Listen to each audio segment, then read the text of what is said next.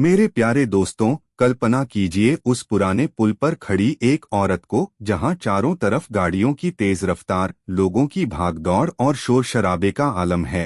लेकिन उस सब के बीच वो औरत आंसुओं में डूबी हुई, पूरी तरह टूट चुकी, थक हार कर जिंदगी से मुंह मोड़ चुकी है। उसके कदम मौत की तरफ बढ़ रहे हैं और ठीक उसी पल किस्मत मुस्कुराती है, क्योंकि वहां पहुंच जाता है उसका पुराना साथी।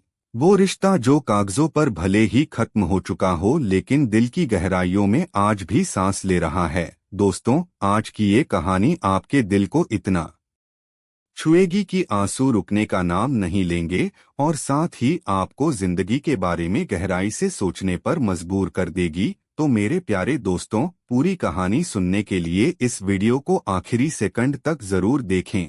लेकिन उससे पहले वीडियो को लाइक जरूर करें, चैनल को सब्सक्राइब करें और कमेंट में अपना नाम और अपने शहर का नाम जरूर लिखें, ताकि मैं जान सकूं कि आप कहां से जुड़ रहे हैं और आपकी कहानियां भी सुन सकूं। दोस्तों, सुबह के करीब 10 बजे का वो समय था जब लखनऊ के उस पुराने लेकिन मजबूत पुल पर गाड़ियों की लगातार आवाजाही से चारों तरफ एक तरह की अफरातफरी मची हुई थी। लोग अपनी अपनी मंजिलों की तरफ भागे जा रहे थे, जैसे वक्त उनका पीछा कर रहा हो। लेकिन उस सब शोरगुल के बीच पुल के एक कोने पर रेलिंग को मजबूती से पकड़े खड़ी थी एक 25 साल की बेहद खूबसूरत औरत, जिसका नाम था प्रिया। उसकी आंखों में आंसू ऐसे भरे हुए थे कि चुपचाप गालों पर बहकर नीचे गिर रहे थे, मानो सारे दर्द को बहा ले जाना चाहते हों। लेकिन उसके चेहरे पर एक अजीब सी ठंडक छाई हुई थी, जैसे उसके अंदर का हर एहसास जमकर बर्फ बन चुका हो और अब कुछ भी महसूस करने को तैयार न हो। उसके होंठ ऐसे सिले हुए लग रहे थे जैसे कोई शब्द बाहर आने का नाम ही न ले रहा हो, और उसका मन भीतर से पूरी तरह खाली हो चुका था, जैसे सारी उम्मीदें मर चुकी हों। महीनों से उसने कितना संघर्ष किया था, नौकरी की तलाश में इधर उधर भटकती रही थी, जैसे कोई भटका हुआ मुसाफिर रास्ता ढूंढ रहा हो।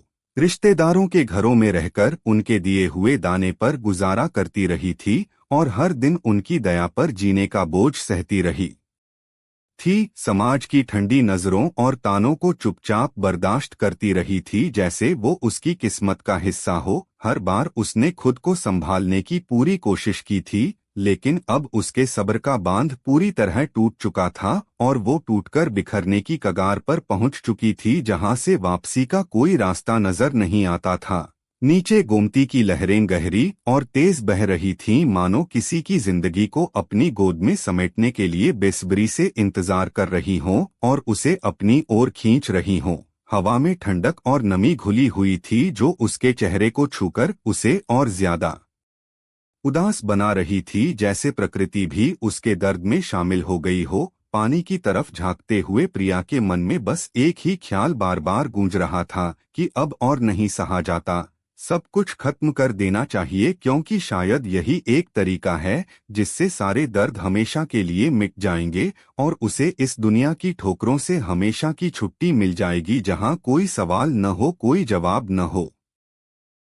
उसने धीरे से रेलिंग को और मजबूती से पकड़ा और अपनी पलकें बंद कर लीं, जैसे अब फैसला पक्का हो चुका हो और कोई वापसी का रास्ता बाकी न बचा हो। उसके दिमाग में बचपन से लेकर आज तक की सारी यादें घूमने लगीं, जैसे कोई पुरानी फिल्म चल रही हो। माँ बाप का वो संघर्ष जो उन्होंने उसके लिए किया, पूछे, लेकिन जहां भी गई मुझे सिर्फ रिजेक्शन मिला। हर जगह लोग मेरी सादगी पर हंसे, मेरे पहनावे पर उंगली उठाई, मेरी बोली का मजाक बनाया। किसी ने मेरी पढ़ाई, मेरी मेहनत, मेरे हुनर को नहीं देखा। सब ने कहा ये गांव की लड़की है, शहर के काम की नहीं। उसकी आवाज कांप रही थी। कभी किसी ने कहा तुम्हारा प्रेजेंटेशन जीरो है, तो किसी ने कहा तुम सिर्फ सुंदर हो, काम में तुम्हारा क्या योगदान है। हर जगह ताने, हर जगह अपमान। धीरे धीरे मेरा आत्मविश्वास टूट गया। हर दिन माँ बाप की आंखों में उम्मीद देखती और मैं झूठ बोल देती कि शायद अगली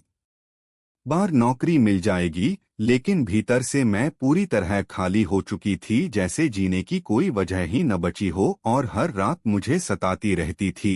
आरव की आंखें नम हो गईं, उसने गहरी सांस ली और कहा कि प्रिया, लोग हमेशा कमियां निकालेंगे, लेकिन इसका मतलब ये नहीं कि तुम में काबिलियत नहीं है। मैं तुम्हें जानता हूँ, तुम खूबसूरत हो, हाँ, लेकिन उससे भी ज्यादा मेहनती और सच्ची हो। ये दुनिया तुम्हारी सच्चाई को नहीं पहचान पाई, इसमें तुम्हारी गलती नहीं है, बल्कि दुनिया की नजरों की है, जो सतह पर ही रुक जाती है और गहराई नहीं देखती है। प्रिया ने उसकी ओर देखा, उसकी आंखों में दर्द के साथ झिझक भी थी, और उसने कहा कि पर मैं अकेली हूँ आरव, मेरे पास कोई नहीं है, तुम्हें मेरी क्यों परवाह है? हमारा रिश्ता तो कागज पर खत्म हो चुका है और अब हम अजनबी जैसे हैं, जहाँ कोई बंधन नहीं बचा है। आरव ने धीरे धीरे उसका हाथ थामा और बोला कि रिश्ते सिर्फ कागज पर खत्म होते हैं, दिल में नहीं। यहाँ हम अलग हो गए थे, लेकिन इसका मतलब ये नहीं कि मैं तुम्हें ऐसे टूटते हुए देखूं और चुप रहूं। इंसानियत सबसे बड़ा रिश्ता है प्रिया, और अगर तुम सोच रही हो कि तुम अकेली हो तो ये सच नहीं है। आज मैं तुम्हारे साथ हूँ और जब तक तुम चाहो तुम्हारे साथ रहूंगा, क्योंकि मैं नहीं चाहता कि तुम यूं ही हार मान लो और अपनी जिंदगी को यूं बर्बाद कर दो। प्रिया की आंखें और भर आईं, उसने धीमी आवाज में कहा कि तुम हमेशा मजबूत थे आरव, और मैं हमेशा कमजोर साबित हुई। शायद लोग सही कहते थे, मैं तुम्हारे लायक नहीं थी और कभी नहीं बन पाऊंगी जहां तुम जैसे इंसान के साथ रह सकूं। आरव ने तुरंत उसकी बात काटी और कहा कि ये मत कहो, तुम कमजोर नहीं हो, तुम थकी हुई हो, टूटी हुई हो, लेकिन कमजोर नहीं, कमजोर वो होते हैं जो कोशिश ही छोड़ देते हैं, और तुम आज तक कोशिश करती रही हो, बस अब तुम्हें खुद पर भरोसा करना होगा। मैं जानता हूँ तुम्हारे भीतर बहुत ताकत है, जो बस जागने की देर है, और वो दुनिया को दिखा देगी। प्रिया का गला भर आया, उसने कांपते स्वर में कहा कि लेकिन अगर मैं फिर असफल हो गई तो? अगर सब कुछ वैसा ही रहा तो क्या होगा आरव? मैं फिर से टूट जाऊंगी और शायद इस बार कोई नहीं बचा पाएगा, जहां से उठना नामुमकिन हो जाएगा। आरव ने उसकी आंखों में गहराई से देखा और दृढ़ स्वर में कहा कि तुम फिर से कोशिश करोगी जब तक सफल न हो जाओ। हार मानने का अधिकार तुम्हें नहीं है प्रिया, याद रखो, गिरकर उठना ही असली जीत होती है, और मैं तुम्हें उठने में मदद करूंगा हर कदम पर, चाहे कितनी भी मुश्किलें आएं। प्रिया की आंखों में पहली बार हल्की उम्मीद चमकी, उसने गहरी सांस ली और धीमे से कहा कि ठीक, मैं कोशिश करूंगी, पर इस बार अकेली नहीं, क्योंकि अब तुम मेरे साथ हो और शायद यही मुझे ताकत देगा जो मुझे आगे बढ़ाएगा। आरव के चेहरे पर संतोष की मुस्कान फैल गई और उसने कहा कि यही तो मैं चाहता था प्रिया, जिंदगी का दरवाजा हमेशा उसी के लिए खुलता है जो बार बार दस्तक देता है, और आज तुमने फिर गोमती की गहराई में गिरने वाली है, जो सब कुछ हमेशा के लिए खत्म कर देगी और कोई वापसी नहीं होगी। बिना एक पल सोचे उसने पूरी ताकत से दौड़ लगाई, जैसे उसकी जिंदगी का सबसे महत्वपूर्ण रेस हो और हर सेकंड कीमती हो। भीड़ में किसी ने हैरानी से उसकी ओर देखा, लेकिन आरव की आंखों में सिर्फ एक ही चीज थी कि प्रिया को हर हाल में रोकना है, क्योंकि वो उसकी जिंदगी का हिस्सा थी, भले ही अब अलग हो चुकी हो, लेकिन दिल से कभी अलग नहीं हुई थी।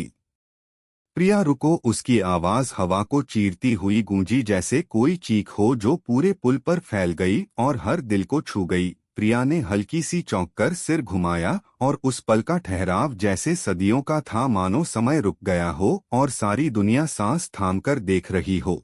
उसने धुंधली आंखों से देखा कि पुल पर दौड़ता हुआ वही आदमी आ रहा है, वही चेहरा, वही इंसान जिसने कभी उसकी जिंदगी का सबसे बड़ा हिस्सा साझा किया था और फिर अलग हो गया था। आरव, लेकिन इससे पहले कि उसका दिमाग कुछ समझ पाता, आरव उसके पास पहुंच गया और उसने झपट्टा मारकर प्रिया की कलाई पकड़ ली, जैसे कोई जीवन रेखा हो, और पूरी ताकत से अपनी ओर खींच लिया, मानो मौत के मुंह से छीन लिया हो और उसे जीवन की तरफ वापस ला रहा हो। प्रिया का संतुलन बिगड़ा और वो रेलिंग से वापस खींचकर सीधे आरव की बाहों में गिर गई, जैसे कोई बच्चा अपनी मां की गोद में गिरता है और सुरक्षित महसूस करता है।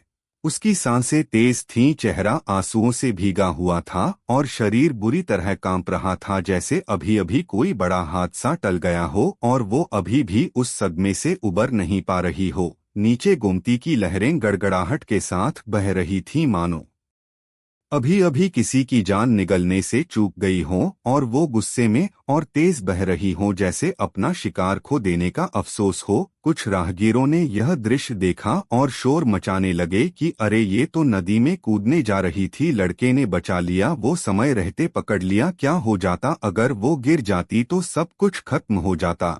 भीड़ धीरे धीरे जमा होने लगी। लोग जिज्ञासा से पूछने लगे कि क्या हुआ, क्यों कूद रही थी, क्या कोई बड़ी समस्या है या बस पागल हो गई है। लेकिन आरव ने सबको हाथ से इशारा किया और शांत स्वर में कहा कि कृपया सब लोग पीछे हट जाइए, इसे सांस लेने दीजिए, क्योंकि अभी ये बहुत कमजोर है और ज्यादा शोर से और डर सकती है। उसकी आवाज में इतनी दृढ़ता थी कि लोग धीरे धीरे हटने लगे जैसे कोई कमांड हो। और अब पुल के एक किनारे पर सिर्फ प्रिया और आरव खड़े थे, जहां हवा अब भी ठंडी बह रही थी, लेकिन उनके बीच का माहौल गर्म और भावुक हो चुका था, जैसे पुरानी यादें जीवित हो गई हों।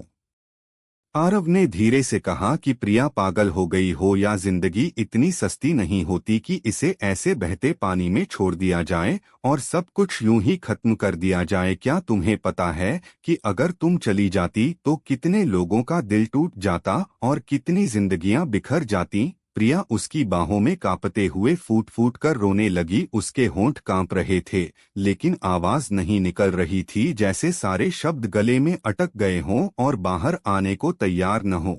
आरव ने उसका चेहरा उठाने की कोशिश की और नरमी से कहा कि बोलो प्रिया, क्यों कर रही थी ये सब, आखिर क्या दर्द इतना बड़ा हो गया कि तुमने मौत को आसान समझ लिया और जिंदगी को बोझ मान लिया। क्या मैं जान सकता हूँ कि क्या हुआ है तुम्हारे साथ इन दिनों में, जो तुम्हें कि शायद यही वो मकसद था जिसके लिए भगवान ने मुझे उस दिन पुल से कूदने नहीं दिया, क्योंकि अब मैं दूसरों की जिंदगी में रोशनी बन सकती हूँ और उनके सपनों को उड़ान दे सकती हूँ। आरव बच्चों को कंप्यूटर चलाना सिखाता और प्रिया उन्हें किताबों से नई कहानियां पढ़कर सुनाती। धीरे धीरे ये केंद्र सिर्फ एक कमरा नहीं रहा, बल्कि उम्मीद का दरवाजा बन गया, जहां हर बच्चा सपने देखने लगता था और आगे बढ़ने की हिम्मत पाता था। एक दिन गांव का बुजुर्ग बोला कि बिटिया, पहले ये गांव अंधेरे में था, आज तुम दोनों ने यहाँ रोशनी जला दी और अब हमारे बच्चे आगे बढ़ सकेंगे। तुम्हारा शुक्रिया जो तुमने हमें नई जिंदगी दी। प्रिया ने नम आंखों से आरव की ओर देखा। आरव ने उसकी ओर मुस्कुराकर कहा कि तुम खुद एक रोशनी हो प्रिया, मैंने तो बस तुम्हें याद दिलाया कि अंधेरे से डरना नहीं, उसे चीरकर आगे बढ़ना है। और यही जीवन का सही तरीका है, जहां हर मुश्किल एक अवसर बन जाती है। फिर कुछ दिनों बाद एक शाम आरव ने प्रिया का हाथ थामा और भावुक होते हुए बोला कि प्रिया, क्यों न हम फिर से अपनी नई जिंदगी की शुरुआत करें, पति पत्नी की तरह, जैसे कभी सपने देखे थे। इस बार हम साथ मिलकर हर मुश्किल का सामना करेंगे और कभी अलग नहीं होंगे, जहां प्यार हमेशा जिंदा रहेगा।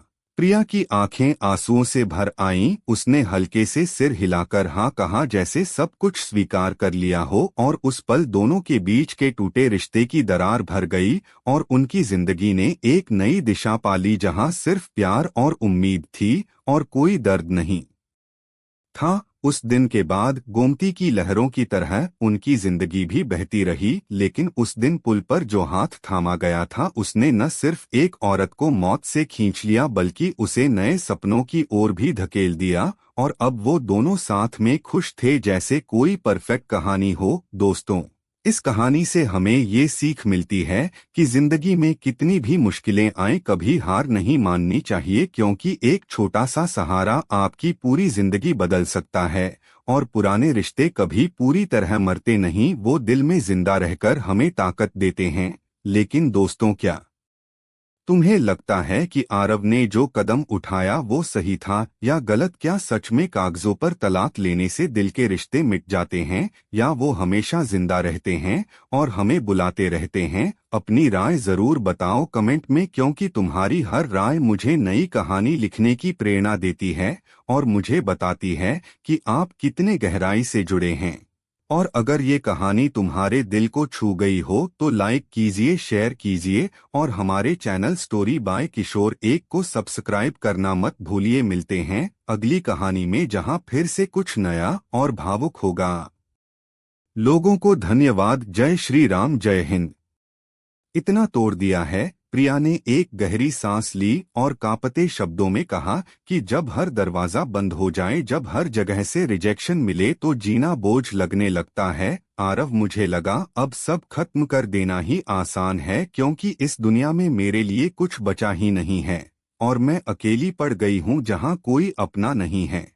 आरव की आंखें नम हो गईं, मानो उसके अपने दर्द की यादें भी ताजा हो गई हों, और उसने उसे रेलिंग से दूर लाकर पुल के पास बने एक छोटे से बेंच पर बैठा दिया, जहां से गोमती की लहरें अब भी दिख रही थीं, लेकिन अब वो इतनी डरावनी नहीं लग रही थीं जैसे खतरा टल चुका हो। फिर पास की दुकान से पानी की बोतल लाकर उसके हाथ में थमा दी, लेकिन प्रिया के हाथ कांप रहे थे, इसलिए आरव ने बोतल खोली और गिलास में पानी डालकर उसके होठों तक पहुंचाया, जैसे कोई माँ अपने बच्चे को पानी पिलाती है और छोटे छोटे घूंट भरने को कहती है। छोटे छोटे घूंट भरो, उसने नरमी से कहा, और प्रिया ने कांपते हुए 2-3 घूंट लिए, जिससे उसकी सांसें थोड़ी सामान्य हुईं, लेकिन आंसू अब भी बह रहे थे, जैसे सारे दर्द बाहर निकल रहे हों और उसे हल्का कर रहे हों। आरव उसके सामने बैठ गया और कुछ पल चुप रहा, जैसे खुद को संभाल रहा हो। फिर गहरी आवाज में बोला कि प्रिया, हम भले ही अलग हो गए, लेकिन इसका मतलब ये नहीं कि मैं तुम्हें मरते हुए देखूं और चुप रहूं। आज अगर तुम सच में चली जाती तो मैं खुद को कभी माफ नहीं कर पाता, क्योंकि तुम मेरी जिंदगी का हिस्सा थी और रहोगी, चाहे कितने भी तूफान आएं। प्रिया ने कांपती आवाज में कहा कि पर क्यों आरव, हमारा रिश्ता तो खत्म हो चुका है, अब तुम्हें मेरी परवाह क्यों? क्योंकि हम अलग हो चुके हैं और अब हमारी राहें अलग हैं, जहां कोई मिलन नहीं है। आरव ने उसकी आंखों में देखा और धीमे से बोला कि क्योंकि इंसानियत रिश्तों से बड़ी होती है, और चाहे हम अलग हो गए हों, पर तुम्हारा दर्द देखकर मैं अनदेखा नहीं कर सकता। तुम अब भी मेरे लिए मायने रखती हो प्रिया, कम से कम एक इंसान के तौर पर, और मैं नहीं चाहता कि तुम ऐसे टूट जाओ जहां से उठना मुश्किल हो जाए। प्रिया की आंखों से आंसू और तेज बहने लगे। उसका दिल भर आया, जैसे कोई पुरानी यादें फिर से जीवित हो गई हों, और उसने धीमी आवाज में कहा कि काश कोई मुझे समझता, मेरी मेहनत, मेरी सच्चाई, लेकिन सब ने बस कमियां देखी। मुझे लगा मैं अकेली हूँ इस दुनिया में, जहाँ कोई मेरा नहीं है और कोई सहारा नहीं है। आरव ने उसका हाथ थाम लिया और दृढ़ स्वर में कहा कि अब तुम अकेली नहीं हो प्रिया, मैं हूँ, और जब तक तुम खुद हार नहीं मानोगी मैं तुम्हें गिरने नहीं दूंगा, क्योंकि मैं जानता हूँ कि तुम में कितनी ताकत है जो अभी छुपी हुई है, लेकिन जल्दी ही बाहर आएगी और दुनिया को दिखाएगी। प्रिया की आंखों में पहली बार हल्की सी रोशनी चमकी, जैसे कोई उम्मीद की किरण जागी हो, और दोनों के बीच कुछ पल की खामोशी छा गई, लेकिन उस खामोशी में भी बहुत कुछ अनकहा था, जो शब्दों से ज्यादा बोल रहा था, जैसे दिलों की भाषा हो। आरव ने धीरे से कहा कि प्रिया, मैं जानना चाहता हूँ, ऐसा क्या हुआ कि तुमने मौत को ही आसान समझ लिया और जिंदगी से भागने का फैसला कर लिया? क्या तुम बता सकती हो कि क्या क्या गुजरा है तुम पर इन महीनों में जो तुम्हें इतना तोड़ गया है? प्रिया ने कांपते होंठ खोले, उसकी आवाज बमुश्किल निकल रही थी, जैसे हर शब्द दर्द लेकर बाहर आ रहा हो, और उसने कहा कि तुम समझ नहीं पाओगे आरव, तलाक के बाद मैंने सोचा था कि मैं अपने दम पर कुछ कर दिखाऊंगी। माँ बाप ने भी हिम्मत दी, लेकिन वो रुक गई, गहरी सांस ली और आंसू हो। एक दिन कंपनी की मीटिंग चल रही थी, अचानक प्रेजेंटेशन की स्लाइड क्रैश हो गई, सब लोग घबरा गए, पूरा स्टाफ परेशान था कि अब क्या होगा, क्लाइंट इंतजार कर रहा है। तभी प्रिया ने साहस दिखाया, उसने कंप्यूटर खोला और बैकअप से कुछ ही मिनटों में स्लाइड दोबारा तैयार कर दी, जैसे कोई चमत्कार हो गया हो और सबकी समस्या हल हो गई। सबकी आंखें उस पर टिक गईं और आरव ने गर्व से कहा कि देखा, कभी कभी सबसे बड़ा हुनर वही दिखा देता है जिसे लोग सबसे कम समझते हैं, और आज प्रिया ने साबित कर दिया कि वो क्या कर सकती है और उसमें कितनी ताकत छुपी है। उस दिन पहली बार सभी ने प्रिया की मेहनत को खुले दिल से सराहा, उसकी आंखों में चमक लौटी, उसने महसूस किया कि आरव सिर्फ सहारा ही नहीं बल्कि प्रेरणा भी है, जो उसे आगे बढ़ा रहा है और उसे नई ऊंचाइयों तक पहुंचा रहा है। शाम को घर लौटते हुए प्रिया ने पुल की तरफ देखा, वही पुल जहां उसकी जिंदगी खत्म होने वाली थी। उसकी आंखें भर आईं। उसने धीमे स्वर में आरव से कहा कि अगर उस दिन तुमने मेरा हाथ नहीं थामा होता तो आज मैं यहाँ नहीं होती। तुमने सिर्फ मेरी जान नहीं बचाई आरव, तुमने मेरी इज्जत और मेरा आत्मविश्वास भी लौटा दिया जो मैं खो चुकी थी और कभी वापस पाने की उम्मीद नहीं थी। आरव ने उसकी आंखों में देखते हुए कहा कि प्रिया, मैंने सिर्फ इंसानियत निभाई, असली जीत तुम्हारी है क्योंकि तुमने खुद को दोबारा खड़ा किया। मैं तो बस एक सहारा था, लेकिन तुमने उसे पकड़कर आगे बढ़ा और अपनी मंजिल की तरफ कदम बढ़ाए। प्रिया की आंखों से आंसू ढुलक पड़े, लेकिन इस बार ये आंसू हार के नहीं, जीत और कृतज्ञता के थे, जो उसे सुकून दे रहे थे और बताते थे कि जिंदगी अभी बाकी है। महीने का आखिरी दिन था। ऑफिस का माहौल अलग ही था। सबको तनख्वाह मिली थी और चेहरे पर खुशी थी। प्रिया के हाथ में भी पहली बार अपनी मेहनत से कमाया हुआ लिफाफा था। उसने कांपते हाथों से उसे खोला, नोटों को देखा और उसकी आंखें भर आईं। ये सिर्फ तनख्वाह नहीं थी बल्कि उसकी हिम्मत की जीत थी, जो उसे बताती थी कि वो अब आत्मनिर्भर है और किसी पर बोझ नहीं है।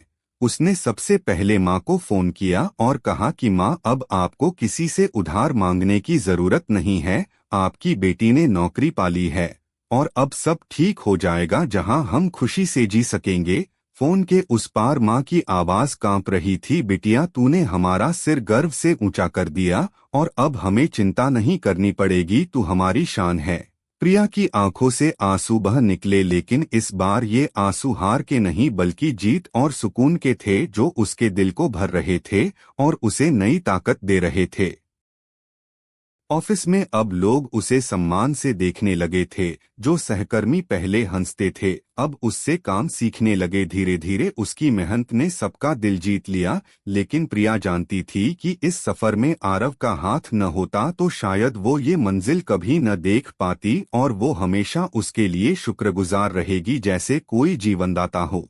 कुछ दिनों बाद आरव और प्रिया ने मिलकर बच्चों के लिए एक छोटा सा शिक्षा केंद्र शुरू किया। खाली कमरे में किताबों की अलमारियां, कुछ कंप्यूटर और टेबल कुर्सियां रखी गईं। दीवार पर लिखा था, ज्ञान की रोशनी हर बच्चे तक, जो मानो उनकी नई जिंदगी का मंत्र था और उन्हें आगे बढ़ने की प्रेरणा दे रहा था। गांव के बच्चे जो पहले खेतों और मजदूरी में लगे रहते थे अब शाम को इस केंद्र में पढ़ने आने लगे। और जब एक छोटी बच्ची ने प्रिया से कहा कि दीदी, अब मैं भी बड़ी होकर टीचर बनूंगी, तो प्रिया की आंखों से आंसू बह निकले। उसने बच्ची को गले लगाते हुए सोचा, से दस्तक दी है जो तुम्हारी जिंदगी बदल सकती है और नई राहें खोल सकती है। प्रिया चुप रही, लेकिन उसके होठों पर हल्की सी मुस्कान आ गई, जैसे कोई नई शुरुआत हो रही हो। और पुल पर बहती हवा अब उन्हें सुकून दे रही थी, जैसे सब कुछ ठीक होने वाला हो।